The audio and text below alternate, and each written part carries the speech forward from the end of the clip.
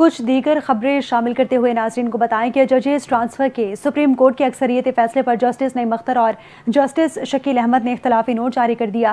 Court میں ججز کا تبادلہ بدنیتی پر مبنی تھا۔ اختلافی نوٹ میں کہا گیا کہ اسلام آباد ہائی کورٹ میں ججز ٹرانسفر کو کالعدم قرار دیا جاتا ہے۔ ٹرانسفر کے معاملے پر صدر مملکت نے آئینی خلاف ورزی کی۔ ججز ٹرانسفر کیس میں 2 ججز کے اختلافی نوٹ میں مزید کہا گیا کہ آئین پاکستان تبادلہ ہو کر آئے ججز کو مستقل طور پر ہائی کورٹ کا جج بنانے کی اجازت نہیں دیتا۔ تبادلہ ہو کر آئے ججز کے لیے کوئی وقت مقرر کرنا ہوتا ہے۔ ججز کا تبادلہ جلد بازی میں کیا گیا اور وجوہات بھی نہیں دی گئیں۔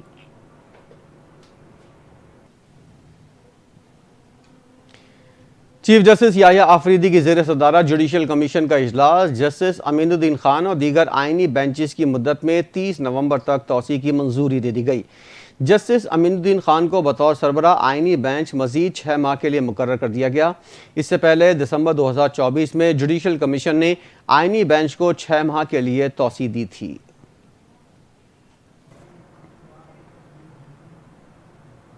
D G I S P R lieutenant general Ahmed Sharif نے کہا کہ بنیان المرصوص میں کامیابی امن کی جیت ہے اور پاکستان نے ہمیشہ امن کو جنگ پر فوقیت دی ہے۔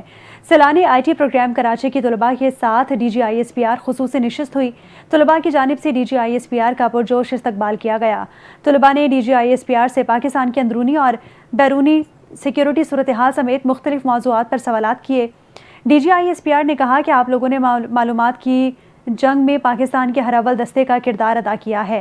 پاکستان کی افواج منظم اور پیشہ ور افواج ہے جو آئین کے تحت اور ریاستی احکامات کے مطابق اپنے فرائض بخوبی سر انجام دے رہی ہے۔ ترجمان پاک فوج نے کہا کہ پاکستان خطے میں نیٹ ریجنل اسٹیبلائزر کا کردار ادا کرتا رہے گا۔ طلباء نے کہا کہ اپنے وطن کی حفاظت کے لیے ہر قربانی دینے کو تیار ہیں، چاہے ہمیں کسی بھی محاذ پر پاک فوج کا ساتھ دینا پڑے۔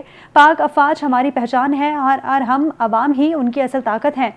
طلباء نے D G I S P R کے ساتھ نشست کو سراہا اور D G I S P R کا شکریہ بھی ادا کیا اور کہا کہ مستقبل میں بھی اسی طرح کی انٹریکشن ہونے چاہیے۔ پیپلز پارٹی کے رہنما شہری رحمان نے ایوان صدر میں صدر آصف علی زرداری سے ملاقات کی۔ جاری بجٹ اجلاس، قانون سازی اور حالیہ پاک بھارت صورتحال کے تناظر میں سفارتی اقدامات پر گفتگو ہوئی۔ شہری رحمان نے صدر مملکت کو سینٹ میں ہونے والی بحث اور قانون سازی کے عمل اور پیپلز پارٹی کے مؤثر کردار سے آگاہ کیا۔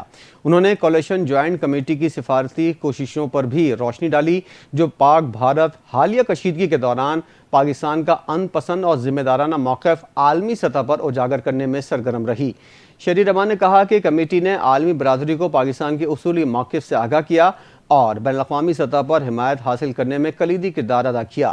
انہوں نے صدر مملکت اور وزیر اعظم پاکستان کا شکریہ ادا کرتے ہوئے کہا کہ کمیٹی اور اس کے سربراہ بلاول بھٹو زرداری پر جس اعتماد اور حمایت کا اظہار کیا گیا وہ حوصلہ افزا ہے۔ صدر آصف زرداری نے کمیٹی کی فعال سفارتی کوششوں کو سراہا اور عالمی سطح پر پاکستان کا موقف مؤثر انداز میں پیش کرنے پر ٹیم کی کاوشوں کی تعریف کی۔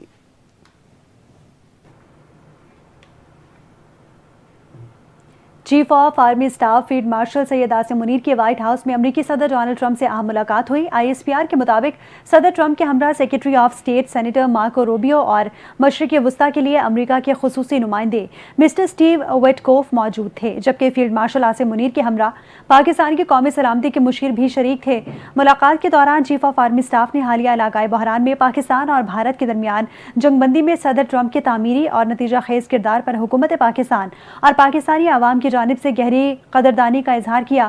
فیلڈ مارشل عاصم منیر نے عالمی چیلنجز کو سمجھنے اور ان سے مؤثر انداز میں نمٹنے کے حوالے سے صدر ٹرمپ کی مدبرانہ قیادت کو سراہا۔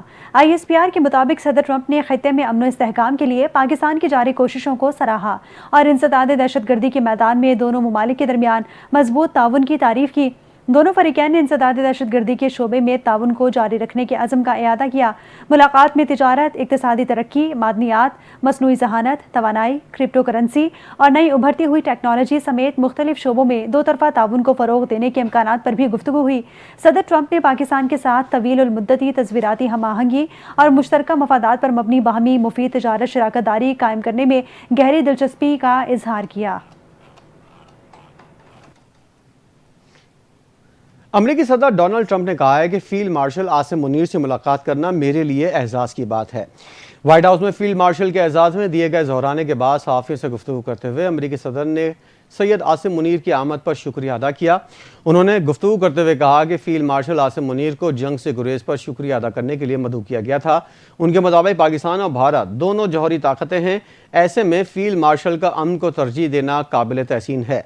सदर ट्रंप ने बताया कि मुलाकात में ईरान से मुतल्लिक मामलात पर गुफ्तगू हुई और इस ज़मीन में पाकिस्तान का नुक्ता नज़र काबिल तवज्जो था।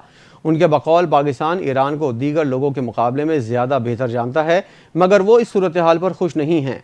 सदर ट्रंप ने कहा कि पाकिस्तान के साथ तिजारती मुआहदे पर बातचीत जारी है, जो मुस्तकबिल में दोनों ममालिक के ताल्लुकात को नई जहत दे सकता है। मुलाकात नहायत खुशगवार माहौल में हुई और इसे दोनों जानिब से मुस्बत करार दिया गया।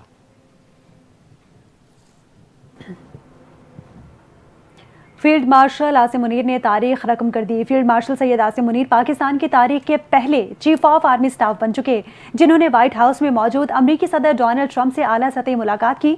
फील्ड मार्शल सैयद आसिम मुनीर ने वाशिंगटन डीसी का सिफारती दौरा भी किया, जहां उन्होंने सदर डोनाल्ड ट्रंप के साथ लंच भी किया और पूरी अमरीकी काबीना के साथ वसी तबादला ख्याल किया। ये तारीखी मसरूफियत पाकिस्तान अमरीका ताल्लुकात में एक अहम मोड़ की निशानदही करती है और पाकिस्तान की अस्करी क़यादत के बुलंद आलमी कद को उजागर करती है। साबिक फौजी रहनुमा जैसे जनरल परवेज़ मुशर्रफ मरहूम ने अमरीकी सदूर से मुलाकातें की, मगर उन्होंने पाकिस्तान के सदर मुमलिकत की हैसियत से ऐसा किया। जनरल राहिल शरीफ और कमर जावेद बाजवा ने फौजी सतह के मुज़ाकरात तो किए, लेकिन वाशिंगटन के दौरे किए, लेकिन अमरीकी सदर से व्हाइट हाउस में मुलाकात नहीं की। फील्ड मार्शल आसिम मुनीर ने किसी सिविलियन वफ्द की मौजूदगी के बगैर अमरीकी सदर से व्हाइट हाउस में मुलाकात की, जो इस सतह पर एक गैर मामूली और अहम तनहा मसरूफियत का निशान है। और फील्ड मार्शल आसिम मुनीर का व्हाइट हाउस का तनहा दौरा कौमी फ़ख्र की अलामत है। पाकिस्तान की सिफारती सतह में एक संग मील के तौर पर खड़ा है। ये एक मजबूत मिसाल है कि आलमी ताकतें पाकिस्तान की अस्करी क़यादत को किस कदर अहमियत देती है और इससे रवाबित रखती हैं। Chief of staff field marshal Asim Munir की अमेरिका में शानदार पजीराई पर भारतीय घबराहट आया है। फील्ड मार्शल की अमेरिका में मौजूदगी और सदर ट्रंप से मुलाकात पर भारत सख्त परेशान हो गया। भारतीय वजारत खारजा की जानिब से जारी करदा हालिया बयान दरअसल आलमी सतह पर भारतीय साख बचाने की नाकाम कोशिश साबित हुआ। भारतीय वजारत खारजा के बयान में ऑपरेशन सिंदूर के दौरान नपीतुली और गैर इख्तियाल अंगेज कार्रवाई के दावे किए गए, जबकि ऑपरेशन सिंदूर की नाकामी ने भारतीय दावों के झूठ साबित किया। इसकी तस्दीक आलमी बरादरी ने भी की। भारत की जानिब से पाकिस्तानी अफवाज को नुकसान पहुँचाने के दावे भी हक़ाइक़ के मुनाफी हैं। आलमी ज़राए ने पाक फ़िज़ाइये की बरतरी को तस्लीम किया। मोदी सरकार की जारियत के बाद अपने दिफा में पाक फ़िज़ाइये ने भारतीय जंगी तैयारे मार गिराए। दुनिया ने देखा कि भारत को फ़िज़ाई महाज पर मुंह की खानी पड़ी। मोदी सरकार की अमन की बातें महज दिखावा साबित हुई। हकीकत यह है कि भारत हमसाया ममालिक के खिलाफ जाहराना पॉलिसियों के लिए बदनाम है। भारतीय वजारत खारजा का हालिया बयान पाकिस्तान और अमरीका के बेहतरीन ताल्लुकात को सबताश करने की हमेशा की तरह नाकाम कोशिश साबित हुआ। मोदी सरकार की बैनुल-अक़वामी सतह पर अपनी साख बचाने की हर तदबीर नाकामी से दो चार हो रही है।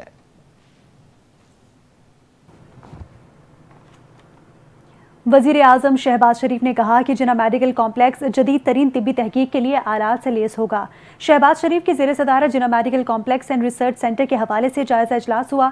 इजलास में जिना medical complex and research centre की तामीर के हवाले से पेशरफ्त पर ब्रीफिंग दी गई। वज़ीर आज़म शहबाज शरीफ ने कहा कि जिना मेडिकल कॉम्प्लेक्स पूरे खित्ते के लिए बेहतरीन तिब्बी सहूलियात से मुज़य्यन अस्पताल होगा। वज़ीर आज़म ने मंसूबे की तामीर के तमाम मराहिल में 100% शफाफियत यकीनी बनाने की हिदायत की। अस्पताल के हवाले से चीन, तुर्किया, जनूबी कोरिया और सिंगापुर में रोड शोज़ मुनक्किद किए गए। इन रोड शोज़ में आलमी शोहरत याफ्ता कंपनीज़ के जिना मेडिकल कॉम्प्लेक्स के हवाले से गहरी दिलचस्पी का इजहार किया गया। अस्पताल की तामीर के हवाले से 2 कॉन्फ्रेंस का इनेकाद भी किया गया, जिनमें 10 ममालिक के 33 कंपनियों ने शिरकत की।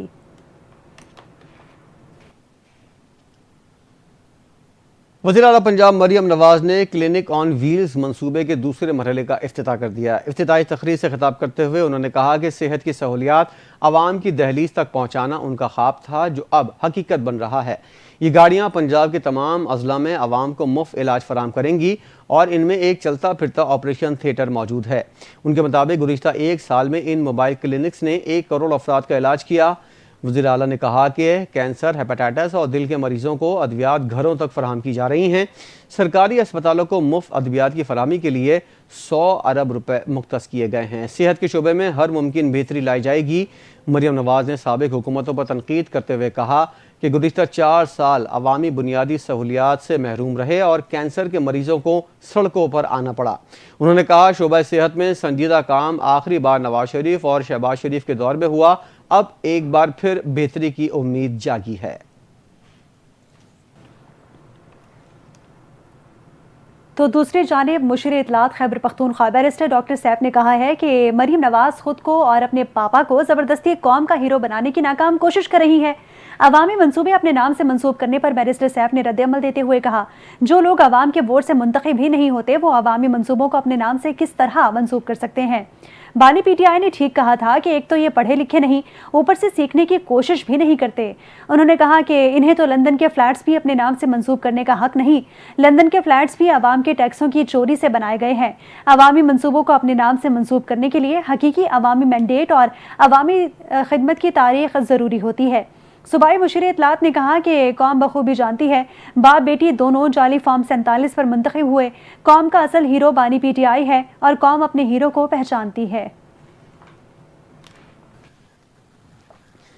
پاکستان پیپلز پارٹی کے رہنما اور خاتون اول آصفہ بھٹو زرداری نے کہا ہے کہ بلاول بھٹو نے مشکل وقت میں پاکستان کی دنیا میں نمائندگی کی، دوبارہ مشکل وقت آئے تو پاکستان کی ہر عورت، بچہ اور جوان پاکستان کے لیے لڑے گا۔ قومی اسمبلی اجلاس میں اظہار خیال کرتے ہوئے آصفہ بھٹو کا کہنا تھا کہ سب سے پہلے میں اپنی افواج کو خراج تحسین پیش کرتی ہوں جو ہمارے وطن کا دفاع کر رہی ہیں۔ ہمیں تعلیم کو ترجیح دینی چاہیے، تعلیم کے لیے زیادہ فنڈز رکھنے چاہیے۔